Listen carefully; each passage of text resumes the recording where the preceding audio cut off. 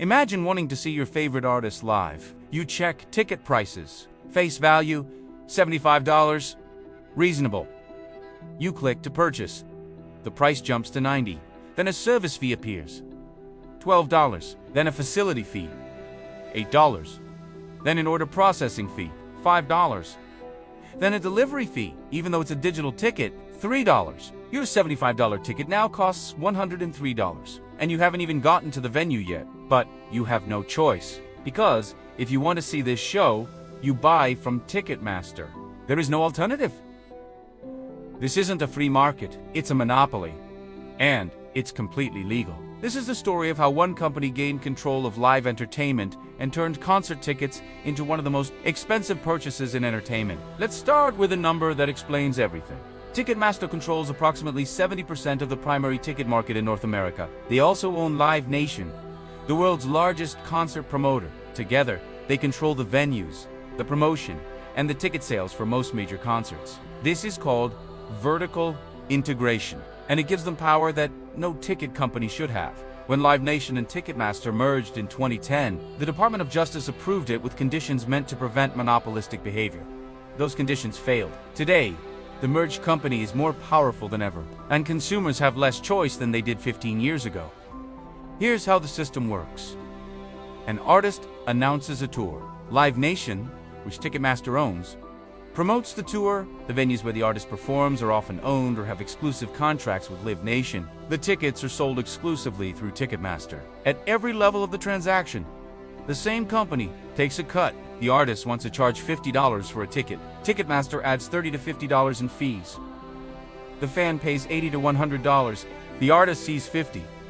Ticketmaster keeps the rest. And when fans get angry about prices, they blame the artist, not the middleman extracting half the cost. But the fees are where the real story gets dark. Ticketmaster calls them service fees. Service for what? Exactly. In the age of digital tickets, there's no printing cost, no shipping costs. The transaction is automated. A computer processes your payment and sends you a barcode. The marginal cost of that transaction is nearly zero, maybe a few cents in server costs and payment processing. Yet Ticketmaster charges 10 to 30% of the ticket price as a service fee. For a $100 ticket, that's $10 to $30 in pure profit for doing almost nothing. Then there's the delivery fee. You're buying a digital ticket. There is no delivery. It's sent via email instantly, but Ticketmaster charges you $3 to $5 for this non-existent service. They call it a convenience fee. Convenient for who? Not you. You're paying extra for the privilege of not receiving a physical product. It's a fee for something that costs them nothing, and it's mandatory. You can't opt out. You can't choose a cheaper delivery method, because there is no delivery.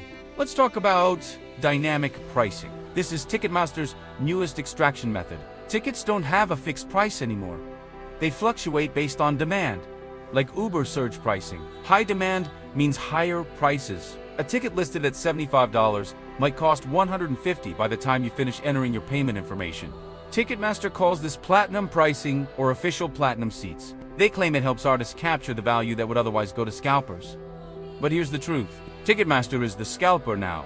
They're using algorithms to charge the maximum amount people will pay. And they're pocketing the difference. The Taylor Swift Eras Tour in 2023 exposed the system's dysfunction to millions. Tickets were supposed to go on sale to the general public, but the pre-sale, meant for verified fans, crashed Ticketmaster's website. 2 million people were in the queue. The system couldn't handle it. Or maybe it could, and they throttled access deliberately to create artificial scarcity. Either way, millions of fans never got tickets. The ones who did paid astronomical prices. Tickets with a face value of $49 were sold through Ticketmaster's platinum pricing for $400 to $500. Not on the secondary market. Directly from Ticketmaster, the company that's supposed to prevent scalping was doing the scalping. The fallout was massive. Fans were furious. Congress held hearings. Ticketmaster's CEO testified and apologized for the technical failures. But nothing changed.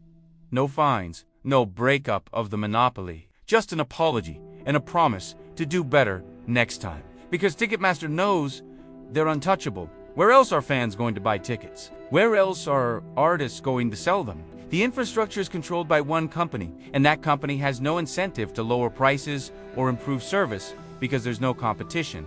Now let's discuss the secondary market. StubHub, Vivid Seats, SeatGeek.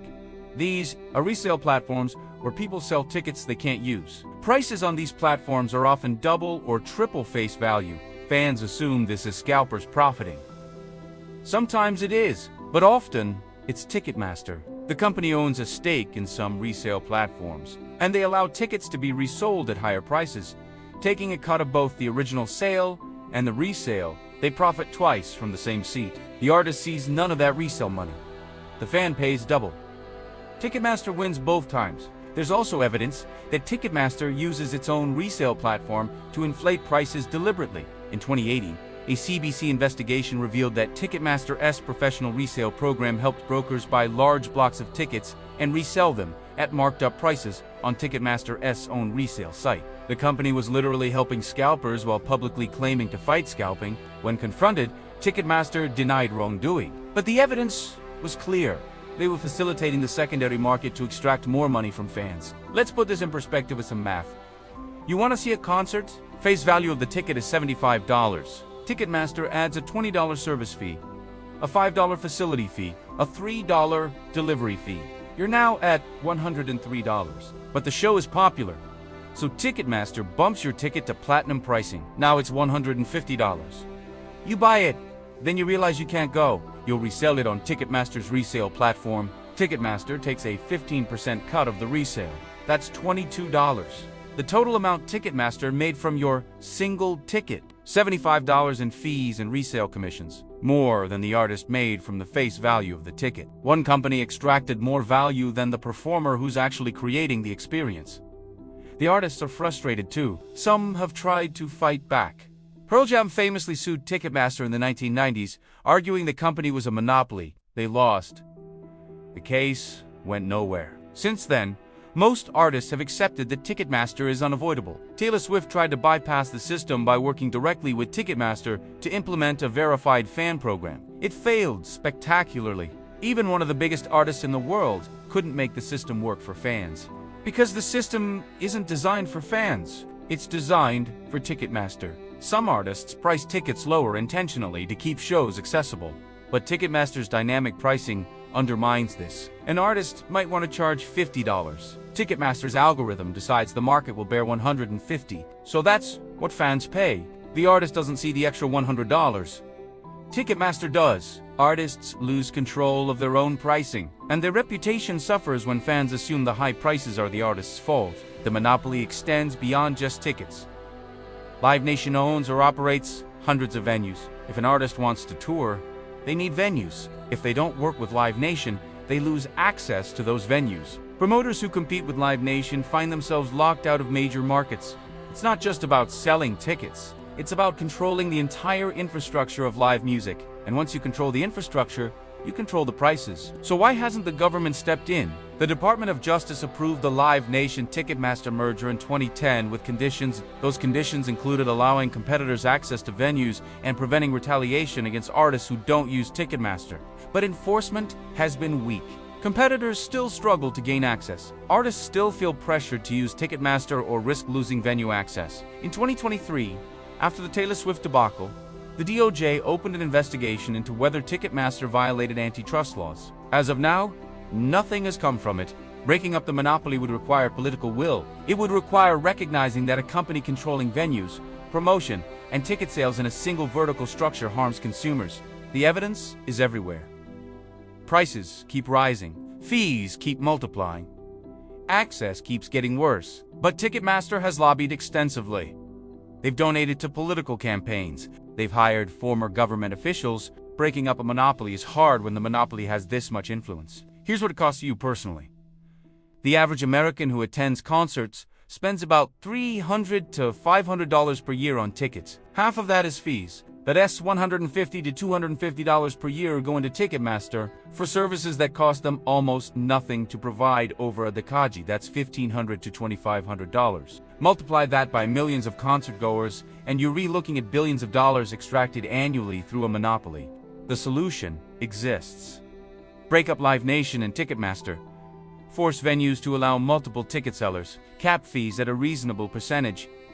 require transparent pricing where the total cost is shown up front, not revealed after 15 clicks. These reforms are possible. Other countries have implemented them, but in the United States, the monopoly remains. And every time you buy a concert ticket, you're funding it. The next time you're staring at a checkout screen watching a $75 ticket become $150, understand what's happening. You're not paying for a service. You're paying a tax to a monopoly, a company that controls the venues, the promotion, and the sales has decided you'll pay double because you have no alternative.